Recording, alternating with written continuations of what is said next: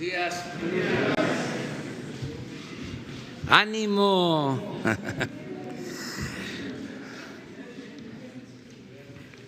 Bueno, es viernes y vamos a continuar informando sobre el coronavirus con el criterio de escuchar a los que saben, no politizar este tema y que sean los técnicos, los médicos, los científicos los que nos orienten y manejen toda la política, la acción que se tiene que seguir llevando a cabo, porque no estamos comenzando, para la atención de este virus. Esto es muy importante. Una cosa es la política y otra cosa es la salud pública, porque se cae mucha desinformación. Opinan, todos se vuelven expertos y desinforman, mienten. Entonces, todos tenemos que ajustarnos a la opinión de los técnicos, de los médicos, de los científicos. Esa es la recomendación que estamos haciendo a toda la población, que nos informemos, que se tenga confianza en los especialistas, que no solo son de lo mejor del mundo en estos temas, sino que son gentes honestas, con ética, incapaces de mentir.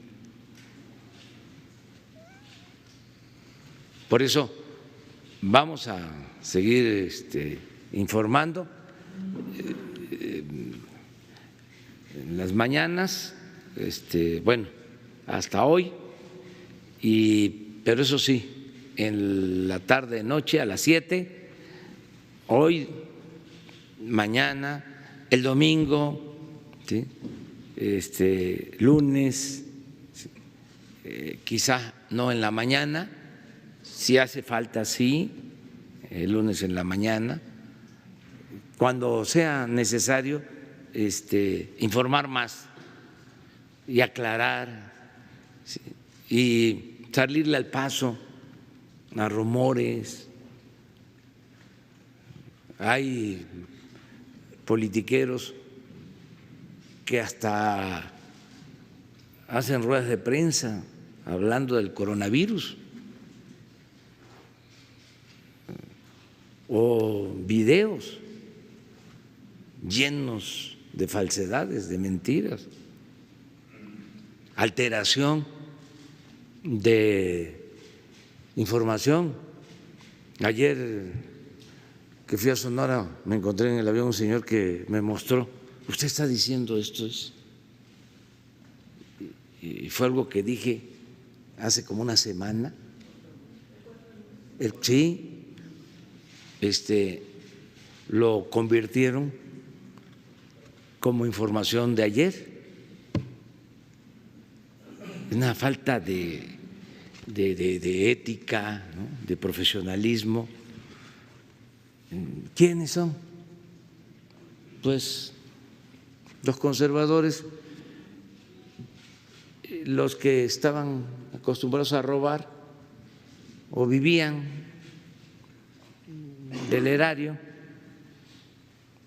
algunos medios, periodistas,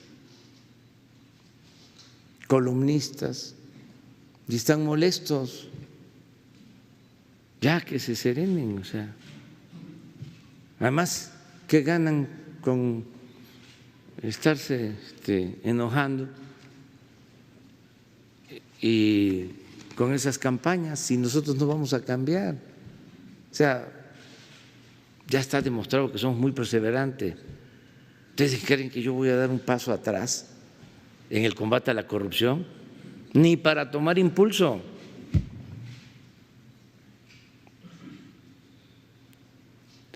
Y que sean menos ridículos, con todo respeto. Vamos entonces a escuchar al doctor López-Gatell.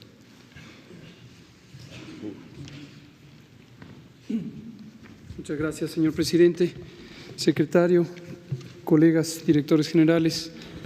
Muy buenos días a todas y todos ustedes. Continuamos solo con algunos detalles de lo que ayer platicábamos sobre el coronavirus y justamente como dice el presidente, en los últimos 2 días nos ha llamado la atención este fenómeno de desinformación. Y nos llama la atención porque la desinformación, sabemos, está plenamente estudiado, que puede ser parte, por un lado, del miedo. Como dijimos hace unos pocos días que trajimos a la doctora Lorena Rodríguez Bores, especialista en salud pública mental, que explicó cómo el fenómeno de miedo se produce de manera natural en los seres humanos y en la sociedad, pero se empieza a amplificar por contagio, literalmente, no es una metáfora. Literalmente el miedo se contagia y también es un reto de salud pública el lograr mantener la calma sin perder la atención y sin perder la ocupación de responder ante un fenómeno que ciertamente es importante y con el que debemos mantener atención, conocimiento, información clara y responder. La sociedad puede y debe responder para cuidarse a sí mismo cada persona, cuidar a sus cercanos, a su comunidad y a la sociedad en su conjunto. Entonces, volvemos a abrir este comentario con esta idea: de nada sirve el miedo, de nada sirve el pánico, pero es una reacción natural. Entonces, tenemos que bajarle al miedo para situarnos en la realidad, saber que es un fenómeno, una epidemia, que tenemos que estar atentos para hacer las medidas de salud pública, las medidas de prevención y control adecuadas, ni de más ni de menos. Ahora, en este tema del pánico, también lo que notamos en las últimas 2 días, en especial ayer, y es parte de lo que monitorea nuestra unidad de inteligencia epidemiológica, es la propagación de rumores. Y la propagación de rumores es un fenómeno que puede amplificarse por una respuesta social de miedo, pero también puede ser inducido por desinformación dirigida. Y esto lo digo porque a veces es difícil distinguir la legítima preocupación de personas que tienen responsabilidades, por ejemplo, directivos o jefes de instituciones estratégicas, instituciones importantes, por ejemplo, las universidades, las instituciones de educación superior, puede haber un legítimo interés de contribuir a la prevención.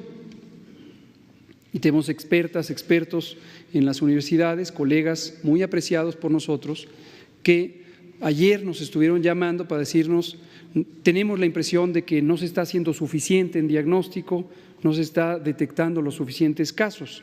Yo quisiera explicar para ellos, aunque ayer lo hablamos, pero también para todos ustedes y para la ciudadanía, cuáles son los elementos técnicos de la vigilancia que nos permiten decir con razonable certidumbre y confianza que sí estamos monitoreando por 6 mecanismos diferentes la distribución del virus. Y también disipar una idea que ayer se estuvo propagando, de hecho desde anteayer, y nos llamó la atención que se estuvo propagando no solo en México, sino en otros países, concretamente en Estados Unidos, en grandes cadenas de noticias, la idea de que México oculta los casos o miente o no se está dando cuenta y tiene 12 casos, hoy ya vamos a informar que 15, y en cambio Estados Unidos hasta ayer tenía 696 casos. Vamos a explicar en términos técnicos cómo debe interpretarse esto y cuál es la razón. La razón no es ningún misterio, lo van a ver incluso gráficamente. Ahora, entre esta lista de desinformación, para que vean ustedes el tipo de desinformación, cómo no es casual, insisto en distinguir la legítima inquietud que surge del miedo con buena intención, pero la desinformación que no es accidental. Ayer detectamos 2 oficios apócrifos que se les atribuían a los gobernadores de Aguascalientes y de Quintana Roo, y que en uno decía que se iban a cancelar distintas actividades, en particular la Feria de San Marcos, en el caso de Aguascalientes, falso, el gobernador ratificó que era falsa la información. Y en Quintana Roo, que decía que el gobernador Carlos Joaquín llamaba al cierre de escuelas en el municipio de Benito Juárez, falso también. También tuvimos saturación de nuestro servicio de atención telefónica, el número 800, y esto fue derivado de que circuló prolíficamente en las redes sociales una falsa nota atribuida a la Dirección General de Epidemiología que llamaba a las personas a que solamente llamaran al teléfono y esperaran que fuera alguien a tomarles una muestra para diagnóstico. Falso. Esta información, que originalmente la habíamos publicado 2 meses atrás para una situación muy específica de los viajeros que venían de China, cuando eran muy poquitos casos en el mundo, después se distorsionó y se hizo masiva con esta idea falsa de que va a ir personas a tomar muestras a domicilio. Y saturaron nuestra línea telefónica, pero después circularon efectivamente videos, me parece que es un senador, creo que de Nuevo León o algo así, que diciendo cosas que son completamente falsas, absolutamente falsas, horas más tarde, en sus redes sociales, criticaba el hecho de que estaba saturado el número y que no se hacían suficientes pruebas. Es decir, la idea de hacer pruebas, la idea de que no hay una respuesta adecuada y las falsedades. Otra cosa que creo que es desafortunada, esto lo digo con absoluto respeto al poder legislativo, ambas cámaras han hecho sendos pronunciamientos, en el caso de los diputados de manera formal por parte de la Junta de Coordinación Política, en donde exhortan a la Secretaría de Salud y al Consejo de Salubridad General, uno, a declarar el estado de emergencia. Hemos explicado múltiples veces por qué no hay criterios para declarar el estado de emergencia sanitaria, pero además le exhortan o nos exhortan en la Secretaría de Salud a hacer exactamente lo que venimos haciendo desde el 3 de enero. Insisto en expresar mi respeto a los y las legisladores y a este poder de la Unión, pero afortunadamente lo que piden que hagamos, ya se ha venido haciendo. Entonces la respuesta va a ser muy simple, es lo que hemos venido haciendo. Y por último destaco 2 cosas. Una, estas oleadas de miedo también afectan a los altos dirigentes políticos y pueden llevar a una situación no adecuada de cancelaciones anticipadas de eventos. Hemos dicho desde el inicio que en el plan técnico de respuesta tenemos contempladas las posibles posposiciones, reducciones o cancelaciones de eventos, pero no es saludable que eso se haga sin una base técnica, porque entonces empiezan a proliferar las cancelaciones y las repercusiones no son solo las económicas y sociales que derivan de eso, sino que desgastan las intervenciones de salud pública encaminadas al distanciamiento social. Si estas intervenciones se hacen demasiado pronto, lo único que ocurre es que se aplican cuando no sirve y cuando hay que aplicarlas ya hay un desgaste económico y social que hace que no se puedan aplicar. Entonces hacemos un llamado a la calma en ese sentido, reiteramos, insistimos en que tenemos perfectamente identificado el plan técnico de que podría ser útil hacer restricciones de eventos públicos, pero no hay que hacerlo de manera desordenada y sin que esté acoplado a la realidad epidemiológica. Tiene que hacerse cuando es adecuado. Y por eso es importante mantener el orden, la calma, la disciplina institucional y la comunicación. Y lo otro es el contexto internacional.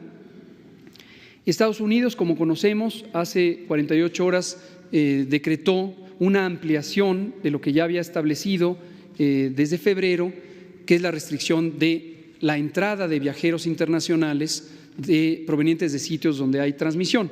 Originalmente lo hizo a inicio de febrero para el caso de China y hace un par de días lo amplió a los países europeos, excepto el Reino Unido. Un poco difícil de visualizar cuál podría ser la mecánica, en el sentido que el Reino Unido tiene una transmisión semejante a la de los otros países europeos. Pero más allá de eso, llama la atención que estas medidas extremas no son necesariamente las que se usan en varios países del mundo.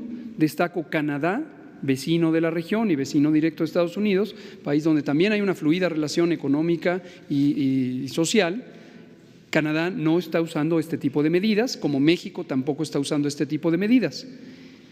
Reino Unido ayer también expresó en palabras del primer ministro cuáles son las medidas que está implantando, y aunque hace un señalamiento donde califica de manera intensa su preocupación sobre esta epidemia, las medidas técnicas que se usan, que provienen indudablemente de las recomendaciones técnicas de su magnífica Agencia de Salud Pública, son muy parecidas a las que estamos implantando en México, algunas incluso más leves de las que tenemos en México. Por ejemplo, simplemente llama a que se mantengan en casa voluntariamente quienes tengan síntomas, esto lo dijimos ayer, no se está llamando a cierre de escuelas y se está insistiendo en la protección de los adultos mayores. Vámonos a los datos. En este mapa, que procede de la Organización Mundial de la Salud, que lo publica todos los días, quiero destacar dos cosas. Tienen ahí los casos acumulados, que los presentamos todos los días en la noche, y lo que llama la atención positivamente es cómo la epidemia empieza a ceder en algunos lugares, concretamente en China. Esto lo pueden ver en la tabla que está en el lado izquierdo de la diapositiva. En el último renglón tenemos el penúltimo renglón, tenemos la región de Asia sudoriental, que es la región donde está China, y ya solamente en las últimas 24 horas hemos tenido 32 casos provenientes de esa región, no solo de China. Entonces, esto es importante porque si uno se fija solamente en los acumulados, siempre van a ser grandes. Ya se acumularon 125,000 casos en el mundo, 80,000 en China, pero en China ya no están aumentando los casos. Y en la región suroriental de Asia, que incluye a Japón, que incluye a Corea, Tailandia, etcétera, ya no se están acumulando tantos casos, quedan poquitos, van en una fase de descenso. Y geográficamente la epidemia se ha desplazado desde luego a otras regiones. Y lo segundo que quiero destacar es cómo el mapa hay que interpretarlo visualmente con cuidado, porque uno ve el país completo marcado, en este caso en color rojo, como países con transmisión activa, pero como lo voy a ejemplificar con el mapa de Estados Unidos, esta transmisión ocurre en parches, no necesariamente es todo el país. El mapa de México lo que nos muestra, esta es la actualización, es donde ha habido los casos confirmados, agregamos 3 más respecto al informe que dimos ayer, 4 más porque el informe lo habíamos dado en 12 casos, ahorita tenemos 15 casos, y obviamente los casos sospechosos seguirán aumentando y en la medida en que se descartan, se pasan a los casos descartados que están en la casita verde ahí al inicio. Destaco que de los casos confirmados en México, de los 15 casos, el 80%, como suele ocurrir y se describió en los otros países, son casos de enfermedad leve, se han tratado en domicilio con las medidas generales y con el aislamiento preventivo. Y solamente ha habido 3 casos hospitalizados, ninguno de ellos graves, y los que han estado hospitalizados han estado principalmente para cuidar el tema de transmisión y en un caso sí, porque hubo un corto periodo de 24 horas donde hubo cierta alteración respiratoria. En la siguiente se ve el mapa de Estados Unidos. Esto ocurre en todos los países. Ayer presentamos Alemania, España y Francia. La transmisión es en parches. Vean el mapa de Estados Unidos, lo que está marcado en color más oscuro son los sitios donde se considera que hay transmisión comunitaria. Hemos explicado que transmisión comunitaria es donde ya se propaga al interior del sitio y no solamente a partir de los casos importados. Y son estas 4 esquinas del país. Quizá la que sigue en orden es Florida, donde también están cerca de tener ya un estado de transmisión comunitaria. Entonces, si uno considera que la afluencia de personas desde Estados Unidos a México es el mecanismo por el que podría entrar el virus a México, eso es correcto, pero si uno considera el número de personas que vienen de Estados Unidos como si todos estuvieran infectados, pues es completamente incorrecto, porque al estar focalizado, entonces la mayor cantidad, la enorme mayoría de personas que viajan no tienen manera de contagiar porque están sanos, sin menospreciar la idea de que algunos pudieran estar con enfermedad y ser contagiantes. O esto puede ser para connacionales que fueron a Estados Unidos o regresaron, o fueron a Europa, o también nacionales de estos otros países. Ahora, en la siguiente imagen, y por eso les digo que es muy fácil de identificarlo, lo que vemos es esta curva epidémica que hemos explicado, es el número de casos que se dan por día. No se alcanza a ver porque las letras son muy pequeñas, pero abajo son los días que se cuentan desde el 25 de enero, en donde Estados Unidos detectó su primer caso. Y de estos 5 países que aparecen en la lámina, Alemania, España, Francia, Estados Unidos y México, Estados Unidos empezó su primer caso detectado el 25 de enero, que corresponde al primer punto. Y por lo tanto se puede ver el tiempo que ha transcurrido antes de que lleguen todos estos países al periodo, al episodio 2 de transmisión comunitaria. Y vean México al final de la diapositiva.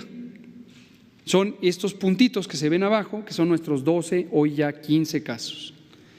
La gente se pregunta, ¿por qué México tiene 12 y los demás tienen 600, 1000, etcétera? Porque México lleva un mes de diferencia respecto al momento de su detección del primer caso. Lo que no quiere decir que no llevemos, porque lo llevamos, desde la mitad de enero, fuimos, ya hemos dicho, lo ha dicho la OMS, el primer país que tuvo una prueba diagnóstica. Entonces, hemos hecho el mismo monitoreo todos los países, pero ellos tuvieron casos aproximadamente un mes antes, lo cual no resulta ninguna sorpresa. La afluencia de pasajeros y la relación también comercial entre los otros países, por ejemplo, Estados Unidos con China en su momento o Estados Unidos con la región europea, es muchísimo más intensa de la que existe entre China o Europa con México. Entonces, por esa razón, tuvimos menor intensidad de la posible entrada del virus. Pero vean ustedes cómo todos esos países durante todo un mes tuvieron incluso menos casos que México. Vean a España, que a lo largo de todo ese mes tuvo 2 casos y durante todo un mes estuvo con 2 casos. Si en su momento se hubiera pensado lo mismo que se está planteando ahorita para México, deberíamos decir que es sospechoso que España tenga 2 casos a lo largo de todo un mes, o que Alemania tenga 11 casos a lo largo de todo un mes, etcétera. No es sospechoso, así funciona. Y concluyo de esta imagen con la idea que hemos dicho todos los días: es muy probable que llegaremos al punto en donde en México entremos a un periodo de transmisión comunitaria. También es probable que circulen algunos casos que no hayan sido directamente detectados. Esto tampoco debe preocuparnos, así funcionan las epidemias. Ocurrió así en países, ya sea que hayan restringido viajes o no, porque estos fenómenos tienen un periodo de incubación poblacional. Esto es muy parecido a lo que pasa cuando nos infectamos individualmente, por ejemplo, con el propio coronavirus.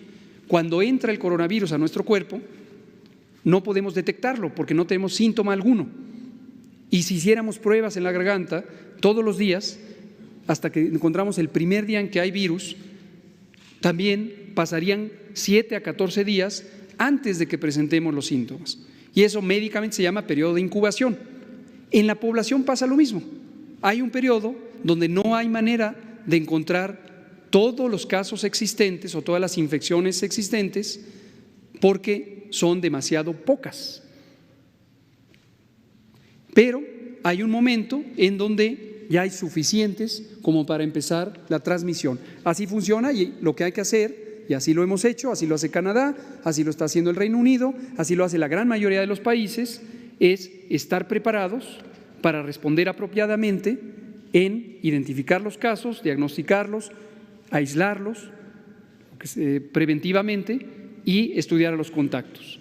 Y cuando se pasa a la transmisión, donde ya no son rastreables las cadenas de transmisión, porque son muchos, están también todas las otras medidas de salud pública que hemos comentado. Esta misma noche vamos a explicar algunas de las medidas, como lo hemos hecho antes, pero en este periodo esperable de transición hacia la fase 2. Ya lo explicaremos técnicamente en la noche. Ahora, pasemos al tema, y me voy ya más rápido, de las pruebas. Esta idea de cuántas pruebas y estas comparaciones de pruebas por millón de habitantes y que Corea ha hecho 200,000 pruebas, etcétera, no tienen una repercusión sobre la capacidad de identificar a los casos. ¿Por qué razón? Porque hay muchos mecanismos con los que se puede documentar la circulación o no circulación de los virus. Y les platico lo que hacemos en México siguiendo el modelo combinado de vigilancia. En primera, para aclararlo de manera directa, no es ningún misterio y no tenemos que ocultar nada. Arrancamos en este ejercicio desde enero con estas 9,100 pruebas. Las 9,100 pruebas están distribuidas en el Laboratorio Nacional, el INDRE, que reservamos 1,500 a nivel central, y todas las demás las desplazamos a los laboratorios estatales de todo el país, 31 laboratorios, el laboratorio de la Ciudad de México, otras 200, y los 6 laboratorios de apoyo que están en Institutos Nacionales de Salud y hospitales de especialidad, también del ISSSTE, también del Seguro Social. Hemos querido descentralizar el diagnóstico desde el inicio. Ahora, lo que se muestra en la gráfica es la cantidad de pruebas que se han hecho o que se han necesitado hacer porque ha habido casos sospechosos a los que se les hace la prueba. Y se ve por estado y vean que todavía hay una reserva importante de pruebas en cada sitio. Y obviamente vienen nuevos insumos que llegarán oportunamente para seguir haciendo tantas pruebas como sea necesario de acuerdo a la fase epidémica de la enfermedad. En la siguiente lo que vemos es el estudio de contactos, es una tabla resumen con los 15 casos que tenemos, su sitio de residencia o el sitio donde se identificaron y el número de contactos que se han estudiado para cada uno de ellos.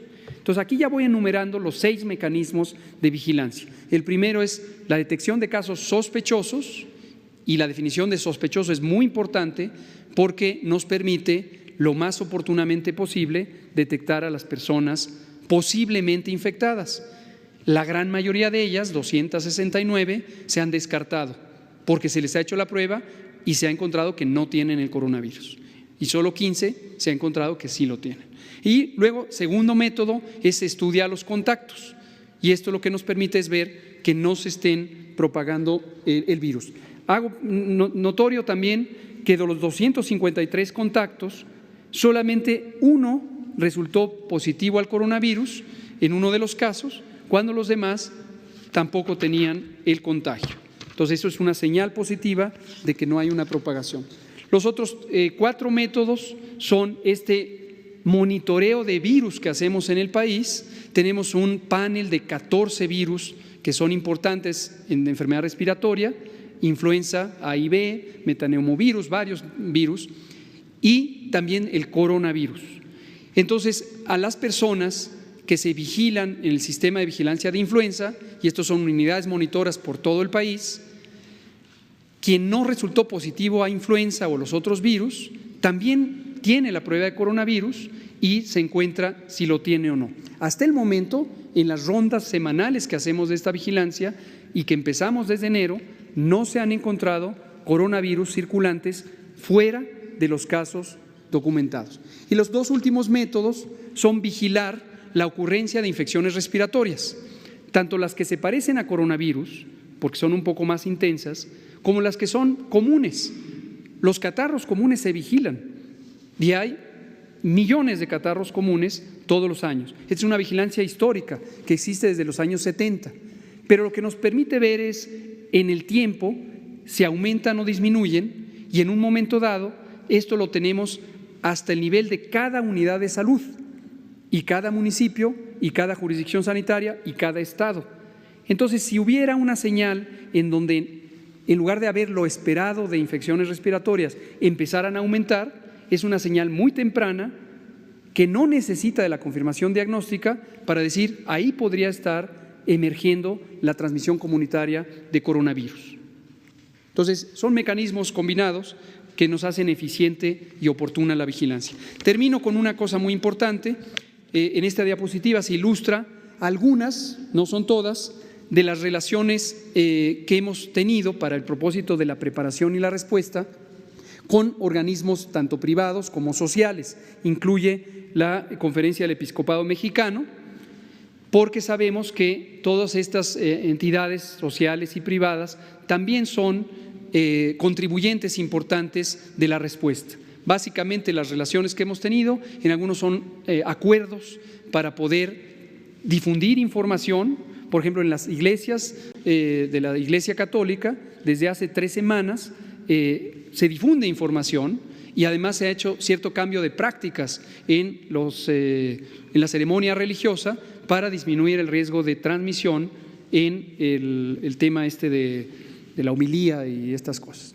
Y con Google, con otras empresas dedicadas a informática, también hemos tenido una colaboración, incluso ofrecida por ellos mismos, para poder privilegiar el acceso a la información creíble, verificable y que se disminuyan los rumores y las falsedades. Con Aeroméxico, desde hace una semana más o menos, ellos han difundido a todos sus clientes información de salud pública, preventiva, que proviene de nuestros propios materiales hechos por el gobierno, por la Secretaría de Salud, y también ellos ofrecieron, y ya lo empezaron a hacer, un tamizaje de síntomas a todos los pasajeros de Aeroméxico que salen.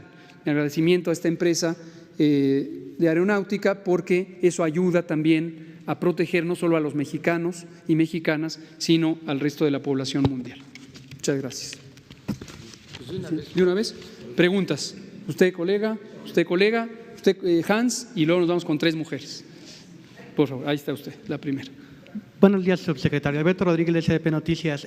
Solo para que le quede claro a la población esas comparaciones de las pruebas que se hicieron para el coronavirus. En este mes en que España solo tuvo 2 casos, ¿tienen el dato de cuántas pruebas se hicieron y compararlas con las pruebas que hicieron en ese mes en México? Esa es una pregunta. Y otra, ayer usted dio una información que se puede también prestar a malas interpretaciones. ¿Dio a entender usted de que si una persona que es adulta, pero digamos de mi edad, menor de 60 años, tiene síntomas de coronavirus, no debe acudir a un hospital y darle preferencia a las personas que son mayores de 60 años o aquellas que tienen enfermedades crónicas? Gracias por preguntar ambas cosas. En el caso de España y también los otros países que mostramos y otros que no estamos mostrando, pasan por las mismas fases, por los mismos escenarios. Estos escenarios, por esa razón, la Organización Mundial de la Salud, en su documento técnico del 7 de marzo, los ha presentado para todo el mundo. Nosotros ya veníamos trabajando desde enero y por lo tanto teníamos los mismos escenarios. Y en esa fase inicial o escenario 1 de importación viral, la vigilancia epidemiológica está encaminada a los casos sospechosos. Donde hay un caso sospechoso, se hacen pruebas, el caso de la persona que tiene la enfermedad se pone en un aislamiento voluntario preventivo para que no contagie, desde el momento en que es sospechoso, no hay que esperar a que esté el resultado de la prueba. Y se estudian a los contactos. Entonces la metodología es semejante durante ese periodo. Cuando se cambia de fase o de escenario y se entra al escenario de transmisión comunitaria, los métodos de vigilancia cambian necesariamente porque el fenómeno empieza a ser más y más grande. Hay ya cientos de casos, como hemos dicho, habrá en su momento en México, y esto lo que lleva es a que ya no es útil para la salud pública el estar identificando cada uno de los casos, porque las medidas de prevención y control son colectivas.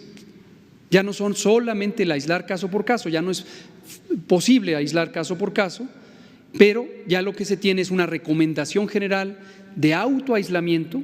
Es exactamente lo que anunció Reino Unido ayer en voz de su primer ministro, y con la instrucción de quien tenga síntomas, quédese en casa. Esto me lleva a la segunda pregunta, pero ya es una medida colectiva.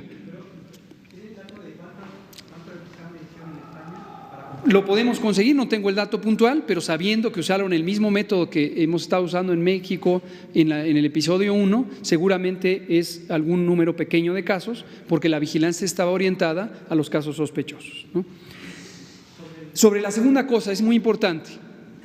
De esta falsedad y distorsión que se hizo del comunicado de nuestra unidad de inteligencia, vamos a aclarar.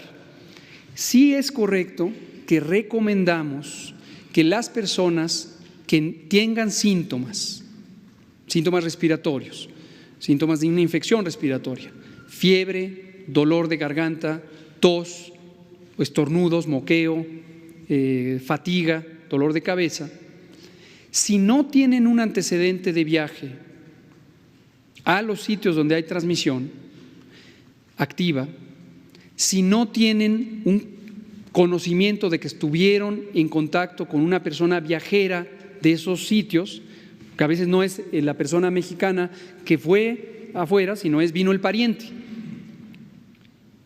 Si no tienen ese conocimiento y no tienen las condiciones de riesgo para complicarse, mayores de edad, mayores de 60 años, menores de 5 años, mujeres embarazadas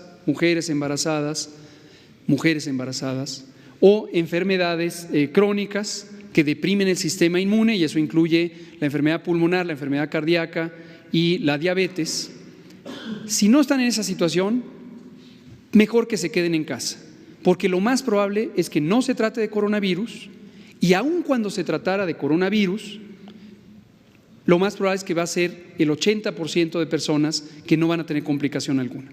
Ahora, quien sí tiene mayor de edad, mayor de 60, menor de 5, mujer embarazada o enfermedades crónicas, tenga la precaución, y destacamos a los adultos mayores, tenga la precaución de tempranamente acudir a las unidades de salud.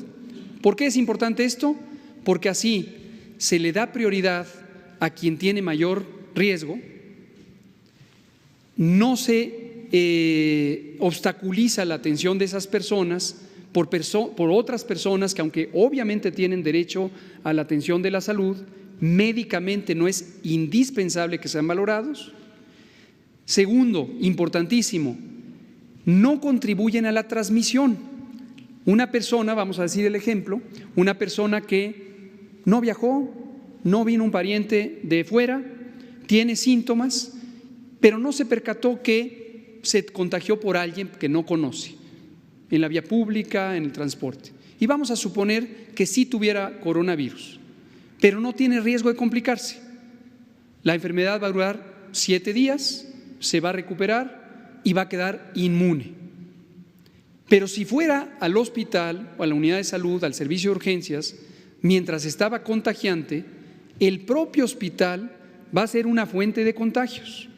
Entonces, al hacer esta medida de que si no se tiene riesgo de complicaciones, porque no se tienen estas características, entonces la persona contribuye a la salud de toda la población, ¿sí?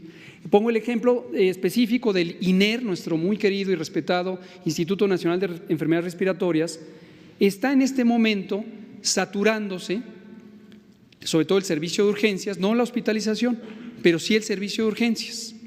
Y esto precisamente revela que la gran mayoría de personas con coronavirus, que ha habido muy pocas, las que hemos documentado, y la enorme mayoría casos sospechosos o ni siquiera casos sospechosos, son en las enfermedades comunes de la temporada invernal, pero se está saturando. Entonces, no todo el mundo tiene que ir al INER, al Instituto Nacional de Enfermedades Respiratorias. Obviamente quien está en los estados le cuesta trabajo venir acá, pero quien vive en la ciudad no tiene que ir al Instituto Nacional de Enfermedades Respiratorias. Puede ir a cualquier unidad de salud donde el personal competente va a identificar si hay riesgo y le dará las recomendaciones, si no hay riesgo de complicación, y le dará las recomendaciones. ¿De acuerdo? Vamos a tener al compañero, a Hans de este lado, y luego tres mujeres.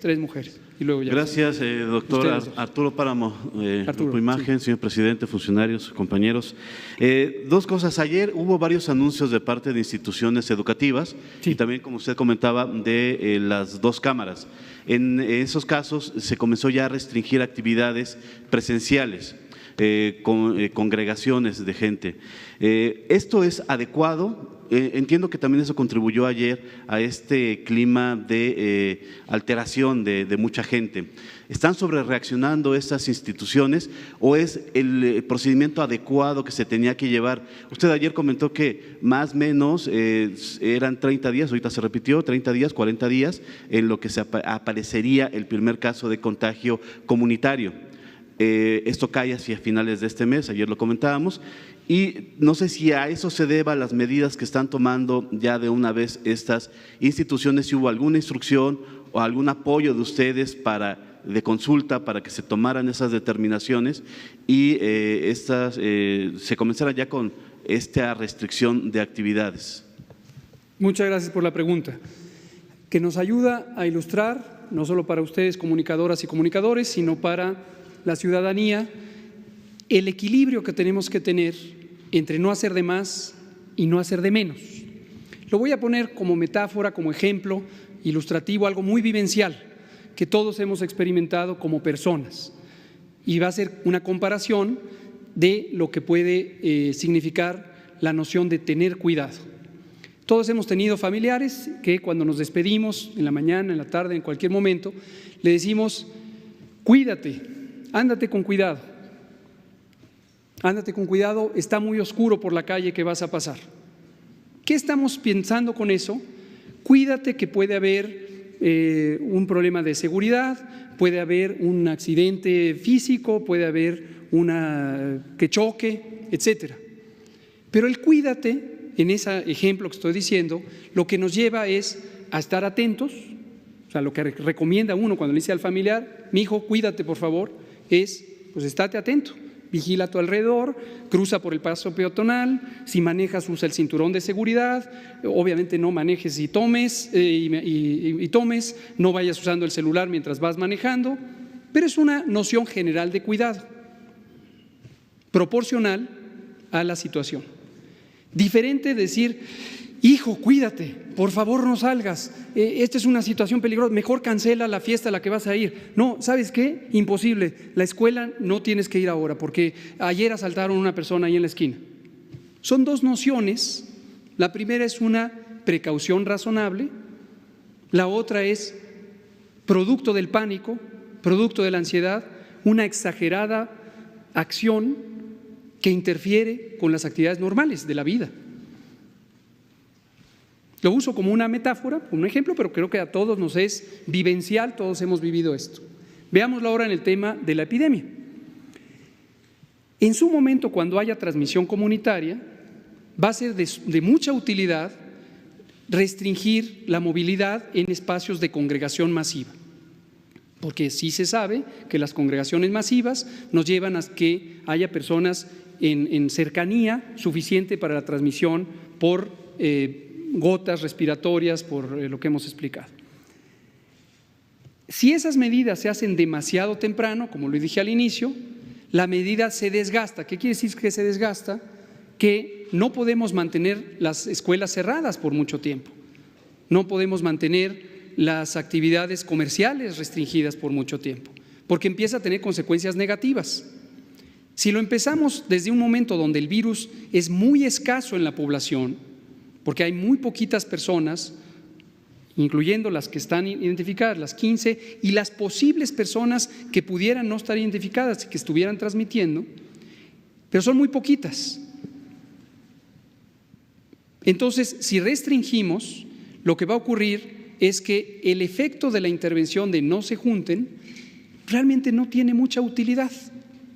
Y en cambio, como ya lo hicimos desde temprano, el sistema educativo, económico, está en una situación de presión porque empieza a tener interrupción de las funciones para las que está hecho, y cuando venga la transmisión comunitaria ya no se puede sostener.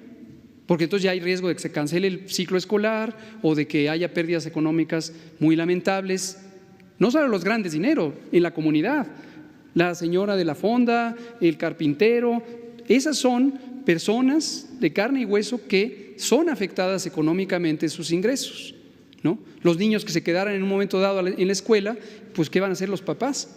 Mamá y papá no van a poder ir al trabajo, etcétera, ¿no? Entonces, refiriéndome a la pregunta específica, ayer efectivamente el Tecnológico de Monterrey, institución privada, y la Universidad Nacional tomaron 2 acciones, son distintas. En el caso del Tecnológico de Monterrey, anticipó la salida, el término del ciclo escolar. En el caso de la Universidad Nacional, consideraron una pequeña anticipación del ciclo escolar, del término del inicio de las vacaciones, pues, y la suspensión de aquellas actividades no críticas, seminarios y eventos culturales, etcétera, que se pueden posponer.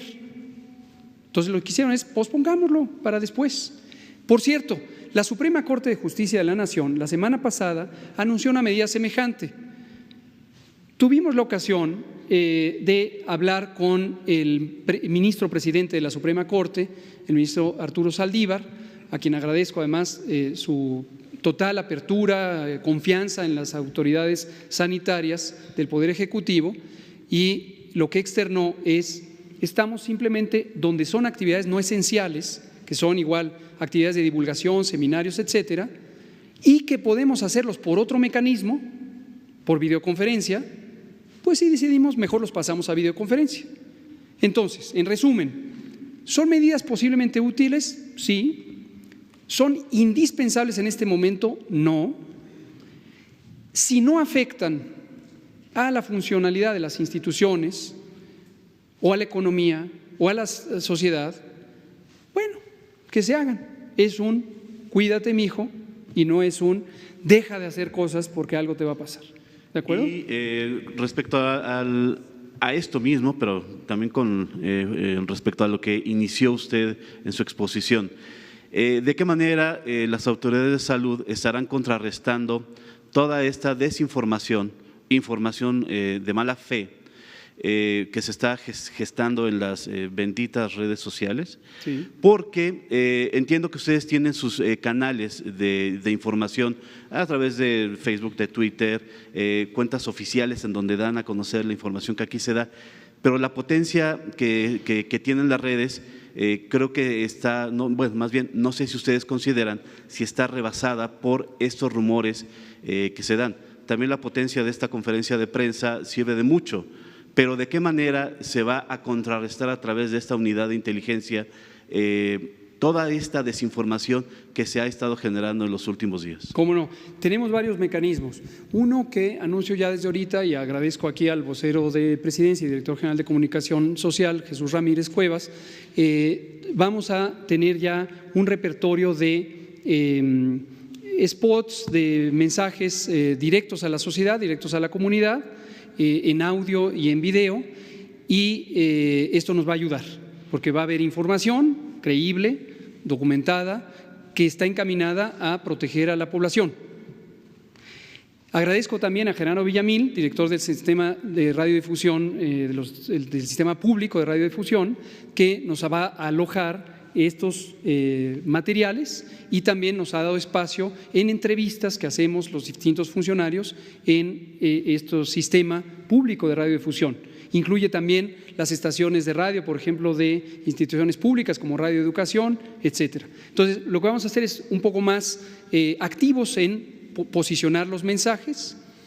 Otro mecanismo es cuando vemos que hay una comunidad con una preocupación legítima, como es este ejemplo que pongo de la Universidad Nacional Autónoma de México. El doctor Samuel Ponce de León, director del Programa Universitario de Investigación en Salud, coordina un grupo interno de la universidad, un cuerpo asesor sobre el tema. Él es un experto en infectología y en epidemiología, y entonces tuvimos ayer en la noche un diálogo sobre sus preocupaciones. Le dije, estas preocupaciones técnicas son las mismas que nosotros tenemos, estamos ocupados en ello. Estas otras, y le dije, mira, esto viene de una campaña de desinformación por esto y esto y esto otro. Entonces también hay un asunto de vinculación.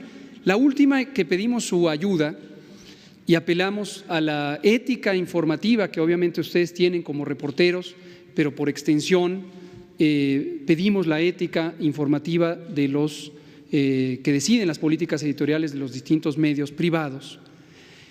Es de extraordinaria ayuda cuando hay una actitud generosa de responsabilidad. Y aquí quiero reconocer de manera pública a dos medios. Uno es Reforma, el periódico Reforma.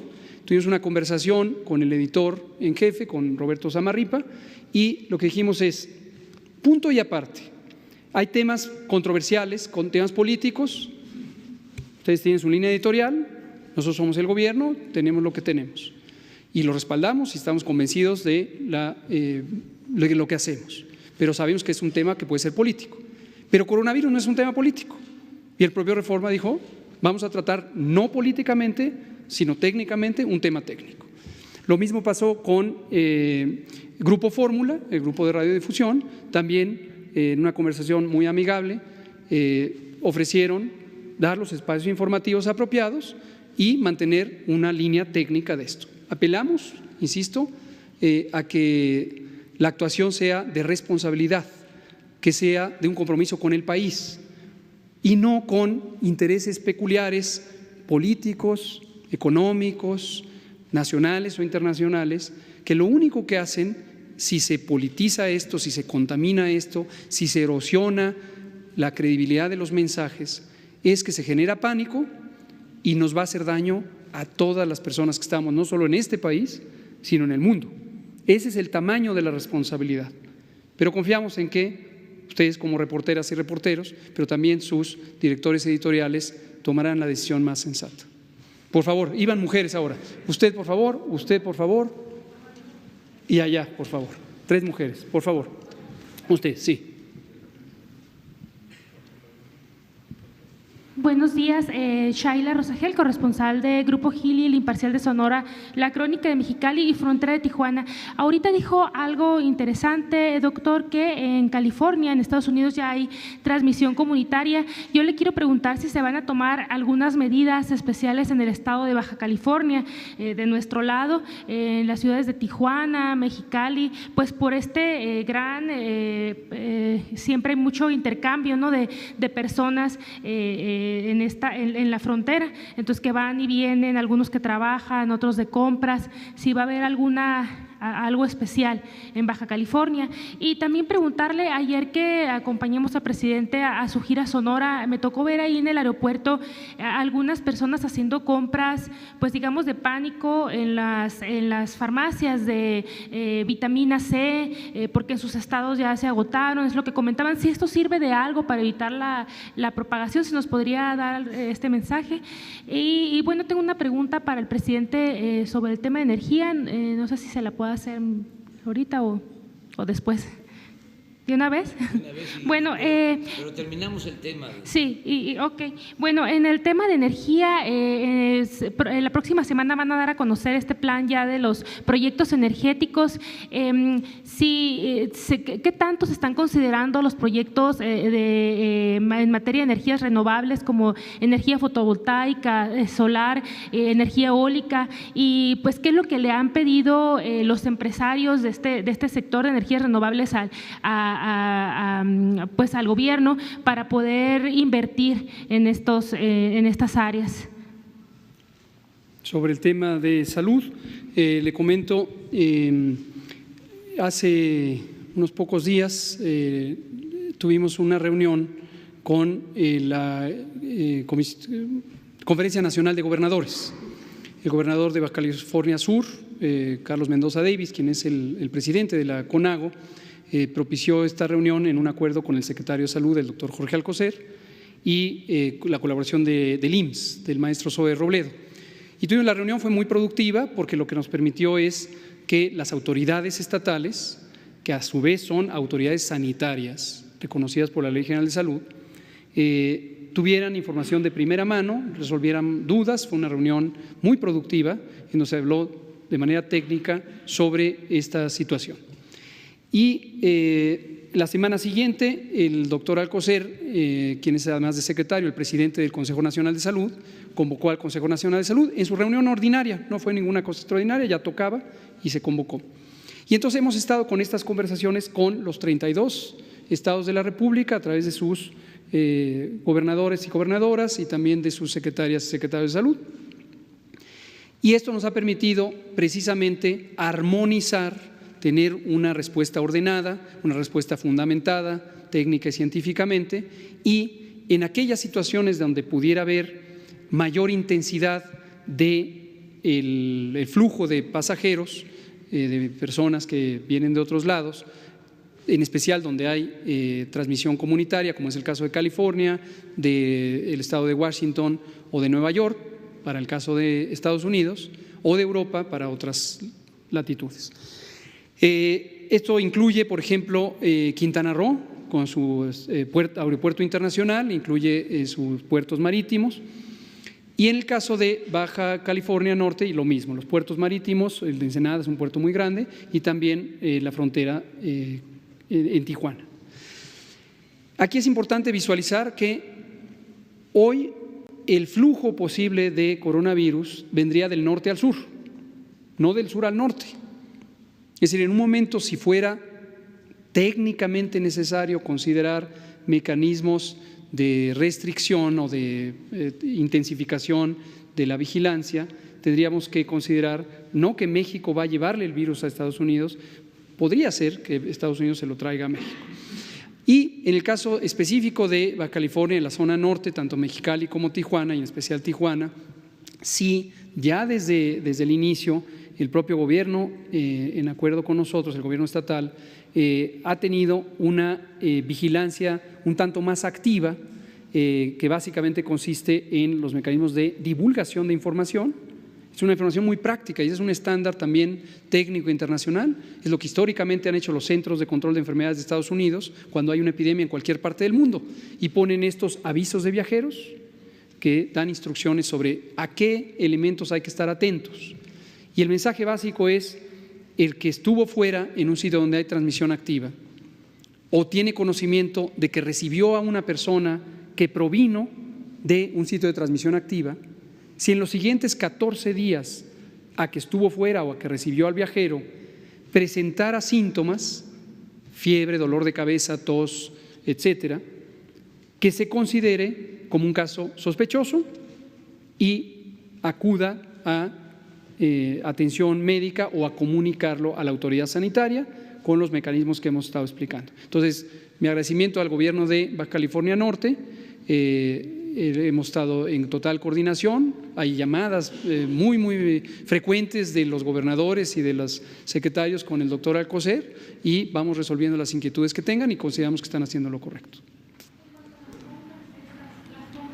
Compras de pánico son parte del pánico, es decir, cuando hay un acúmulo desmedido de materiales, ya sea comida, ya sea vitaminas, u otros medicamentos, por ejemplo para la fiebre, cubrebocas, ya lo hemos dicho muchas veces, su inutilidad como medida preventiva, no convienen. Uno, porque muchas de estas compras, además de estar empujadas por el miedo, están empujadas por la especulación comercial. El que fabrica cubrebocas quiere hacer su agosto con los cubrebocas. El que fabrica desinfectantes quiere hacer su agosto con los desinfectantes. Al inicio de la epidemia, cuando tuvimos el caso que estuvo temporalmente en Sinaloa, hubo compras de pánico de desinfectantes. Entonces, aquí lo que les pedimos es: ayúdenos a divulgar la información de mitos y de realidades. Ayer lo presentamos. ¿Qué sirve? ¿Qué no sirve? Concretamente, la vitamina C, el ácido ascórbico, es un producto que comúnmente se asocia con la idea de que protege de las infecciones respiratorias. Es una protección bastante indirecta. La vitamina C tiene un papel en los mecanismos de funcionamiento del sistema inmune. Es una cofactor, se llama médicamente, es una sustancia que ayuda a que funcione bien el sistema inmune. Y en general, si uno está bien alimentado, si uno come frutas y verduras ricas en vitamina C, su sistema inmune va a estar facilitado, pero no quiere decir que es una vacuna, no quiere decir que es una protección, no quiere decir que de manera específica reduce el riesgo. Entonces, comprar pastillas de vitaminas, y en específico vitamina C, no contribuye sustancialmente a protegerse. Alimentarse sanamente, preferir productos naturales y no comida chatarra, productos que tienen una diversidad nutrimental y no exceso de calorías, exceso de grasas, exceso de sal, exceso de azúcares añadidos, es mejor los productos naturales en general. Ninguna vitamina es indispensable para esto. Ahora, hidratarse sí. Todas y todos debemos beber 2 litros de agua simple al día, al menos. Donde hace calor se puede beber más. Mejor si no son botellas de PET porque contaminan, ¿no? Puede ser un material de reuso. Y hay que mantenernos hidratados. 2 litros al día, 8 vasos al día. A eso nos va a ayudar a todos. Pero tampoco es una vacuna ni una protección específica. Colega. Como le digo, desde el inicio, Baja California ha tenido, no le llamemos medidas especiales porque no son específicas, pero anticipó una vigilancia más intensa de sus vuelos internacionales y también en la parte de la frontera común México-Estados Unidos. Hoy en la tarde precisamente anunciaremos en esta transición entre el episodio 1 y el episodio 2 cómo vamos a empezar a incrementar algunas de las medidas y la frontera norte definitivamente va a ser uno de los de atención especial. Subsecretario, por favor. Buenos días. Rocío Jardines, Teleurban y W Radio. Preguntarle, se ha hablado también de la posibilidad de cancelar ya algunos conciertos, incluso en redes sociales se ha dicho que ya se han enviado correos para avisar a quienes están en eventos de Occesa como Ricky Martin y demás que se van a cancelar. Quiero saber si usted sabe algo, si ha tenido pláticas con estas empresas, también con las aerolíneas que han anunciado también ya bajo de costos, etcétera. Y también preguntarle, uno de los rumores que también se difunden en redes sociales es que los deportivos, que los gimnasios son puntos de riesgo alto. Quiero saber su opinión al respecto.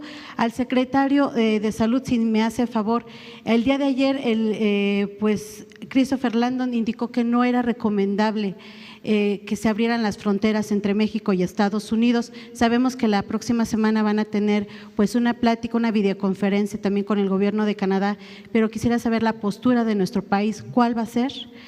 También pues ayer se hablaba de esta sana distancia que debe de existir desde las conferencias de prensa, desde la mañanera, desde la conferencia que tenemos en las noches. Quiero preguntarle, presidente, si han pensado modificar de alguna forma ya estas conferencias mañaneras, si las van a hacer en línea o si realmente nos van a enviar hacia la parte de atrás como ayer decían las autoridades. Gracias. Le contesto lo que a mí me preguntó. Los eventos masivos, y volvemos a lo que hemos estado conversando ahorita.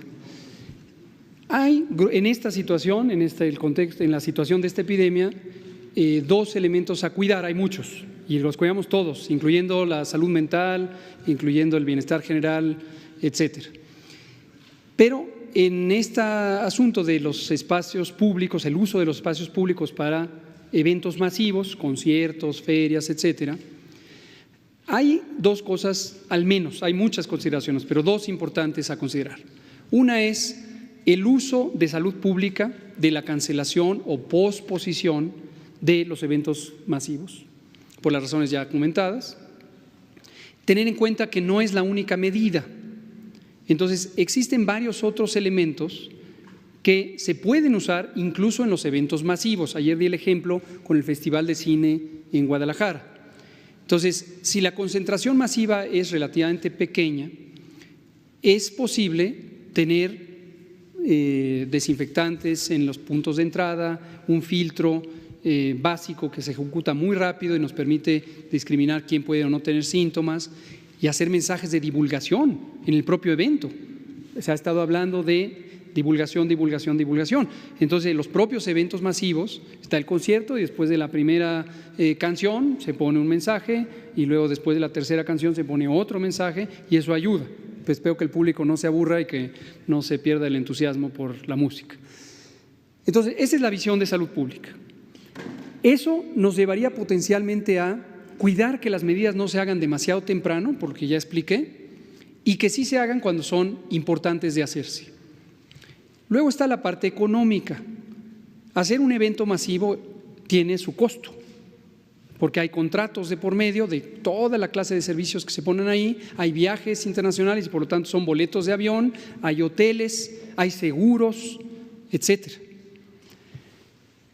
Algunas de estas cancelaciones anticipadas, quizá no pocas, la razón por la que están empujando hacia cancelar es porque es más barato cancelar ahorita que cancelar después, como ocurre cuando uno viaja y compra un boleto de avión y si uno cancela 24 horas antes, o los hoteles, si uno no se presenta al hotel, pues le cobran la noche.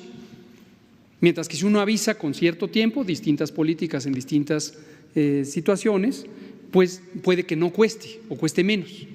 Entonces, cuando se piensa en el costo de estos eventos masivos, una consideración que hacen los propios patrocinadores es: mejor me anticipo a cancelar o a posponer y negocio ya que lo voy a tener en octubre en vez de tenerlo en abril o en mayo. Y esa es la motivación. Ahora, afortunadamente ha existido este diálogo y de parte del gobierno ha existido desde el inicio este elemento de disciplina, de orden, de alcance a la sociedad en su conjunto. El gobierno es responsable de la conducción del Estado y eso implica también a los sectores social y privado. Social, como lo ejemplifiqué con la Iglesia, que es una de las también muy grandes e importantes. Entonces, en OCESA concretamente, mañana vamos a tener una reunión extensa con OCESA, bueno, no sé qué tan extensa, pero para tratar de manera detallada. Hay festivales como el Vive Latino de esta misma semana, que ya, uno, ya dije que no es indispensable en este momento hacer cancelaciones, y dos, si se cancelara en este momento tendría una repercusión económica importante. No solo para la compañía que va a tener ganancias, sino para toda la economía también un poco social que está en torno al evento. Pongo otro ejemplo, la clase de box que iba a estar presente para que se convirtiera en un récord Guinness y que iba a ocurrir en el Zócalo de la Ciudad de México con Miguel Torruco tuvimos una plática muy clara, muy detallada, y lo que identificamos es: no tiene una repercusión seria cancelarlo en este momento, no es indispensable cancelarlo, pero tampoco tiene mayor consecuencia posponerlo, que se posponga, ¿no? Entonces, eso es lo que hemos hecho, el tianguis turístico que ya se comentó, y también lo mismo, Miguel Torruco, el secretario de Turismo, dijo: bueno, estas son las condiciones, había posibilidades de cancelar, se cancela, ¿no? Entonces, esa es la situación. El mensaje central es no caer en excesos, no caer en omisiones, ni de más ni de menos, y cada cosa a su tiempo de acuerdo a la situación. Vamos a dar paso a la última mujer, que es la compañera, y ahí le dejamos. Correcto. La última pregunta sobre el tema y ya pasan a otros temas. Perdón, no, una mujer, eran 3 hombres y 3 mujeres. Perdón, estaba usted allá. Subsecretario. Ahorita pasan a los otros temas. Subsecretario, ¿me puede especificar? En el caso de las universidades, el llamado es a que continúen con las clases, que no las suspendan, y si también me especifica, no estamos aún en fase 2, por lo tanto no es necesario tomar las medidas en las que usted… Es correcto, usted lo resume de manera correcta. No hemos entrado en la etapa 2 o escenario 2 de transmisión comunitaria. Hemos dicho con absoluta apertura, y lo decimos, todas y todos tenemos que estar atentos porque es muy probable que esté próxima. Así lo hemos dicho desde el principio. Originalmente, si se comporta México como se comportan los demás países, suele pasar un mes entre la detección del primer caso y el inicio de la etapa de transmisión comunitaria, sin que sea obviamente predecible el día específico que suba. Nosotros tuvimos la detección de nuestro primer caso el 27 de febrero, entonces si siguiéramos esta idea general, estaríamos rumbo al final de marzo entrando a el escenario 2. Ahí es donde va a ser más importante tener una limitación selectiva de los eventos de concentración masiva. Hemos puesto el ejemplo, si en un estado tiene transmisión comunitaria, no quiere decir que todo lo demás tiene transmisión comunitaria.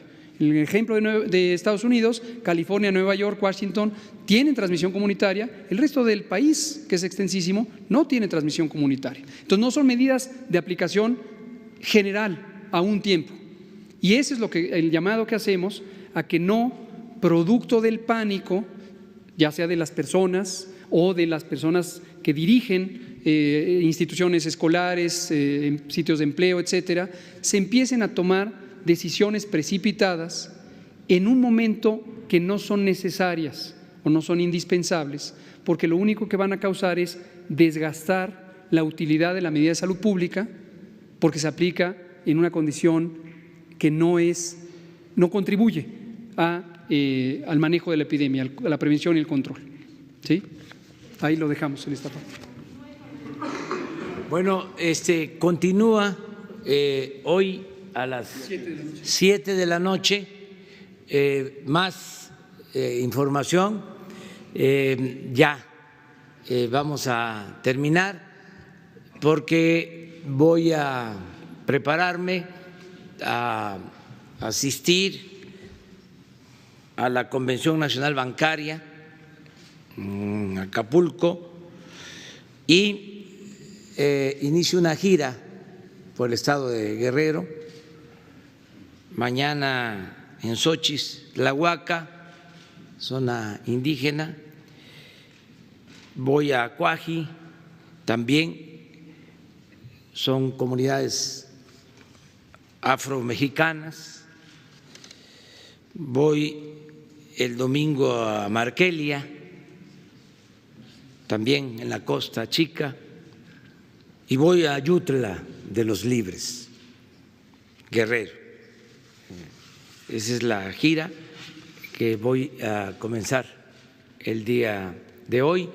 Termino pues invitándoles a que participen, que ayuden, que cooperen, comprando el boleto para el avión, su cachito. Hay unos muy enojados, los entiendo, es que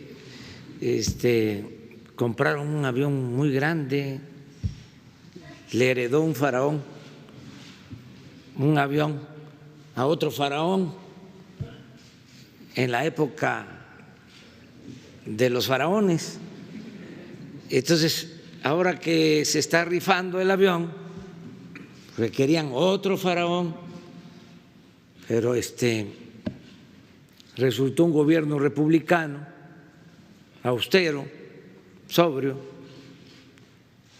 Están molestos, quisieran que continuara el mismo régimen de corrupción, de injusticias, de privilegios, de derroche. Entonces están muy molestos. Vi a algunos rompiendo los cachitos. ¿Qué culpa tiene? Hagan copias.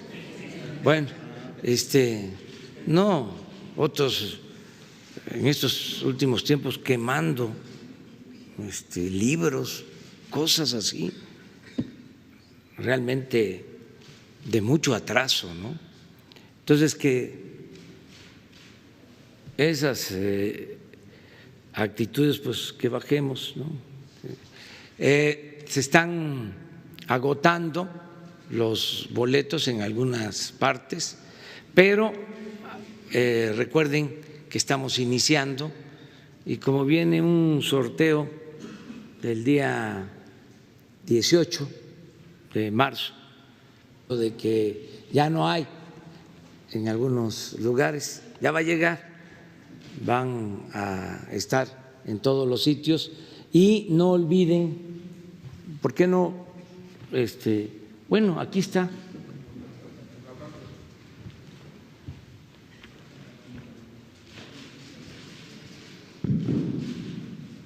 Para que no se enojen tanto, no, está bien esto, nada más. No votaron los del PAN para que se elevara a rango constitucional la pensión a los adultos mayores, la pensión a niñas, niños con discapacidad. no votaron en favor de las becas para estudiantes de familias pobres, no votaron para que la salud sea gratuita, la atención médica, los medicamentos, y tampoco quieren cooperar en la rifa. Miren, ¿para qué es la rifa? Es una cooperación para equipos médicos y hospitales donde se atiende de manera gratuita a la gente pobre. Llamo a todos los mexicanos a ayudar. Son 2.500 millones de pesos, equivalente al valor del avión, 100 premios de 20 millones. Ayer que llegué a Sonora me dio también mucho gusto de que me regalaron otro número, dice, lo compré para regalárselo. Entonces, no es para que me regalen a mí los números, porque yo voy a entregar, si me saco un premio, voy a entregar ese apoyo para becas para estudiantes de familias de escasos recursos económicos. Entonces, que sigamos ayudando y que ya no nos enojemos tanto. Amor y paz, serenidad, tranquilidad, fraternidad. Ahora que estaba yo escuchando a Hugo de que en el rito de la Iglesia Católica, ¿no?, seguramente ya no se da la paz abrazándose, la paz esté con nosotros, así se dice. Pues aunque no haya el abrazo, ¿sí?, o se dé la mano, en la mente que se diga perdonemos, no odiemos, amémonos, llevemos a la práctica el amor al prójimo. ¿Para qué abrazarnos si puede haber algún problema? O la mano, la mente, eso es más importante, internalizar ese pensamiento de amor y de fraternidad. Bueno, nos vemos mañana, perdón, el lunes.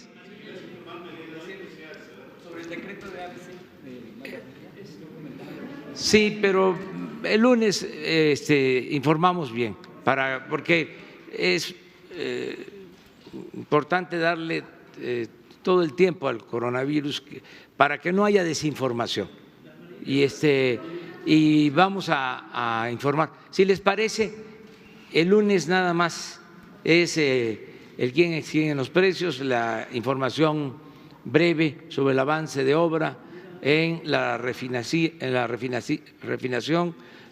refinería, en el aeropuerto y preguntas y respuestas. Yo me quedo con ustedes todo el tiempo.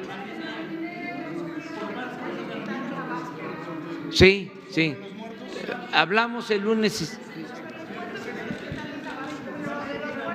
Yo sé que hay muchas cosas, pero vamos a seguirnos encontrando. Les decía que hoy voy a la comisión, a la convención bancaria y voy a una gira y voy a estar hablando todo el tiempo. Y el lunes aquí temprano, hoy a las 7 de la noche, de nuevo, lo de coronavirus. Entonces, aquí nos vemos. Muchas gracias.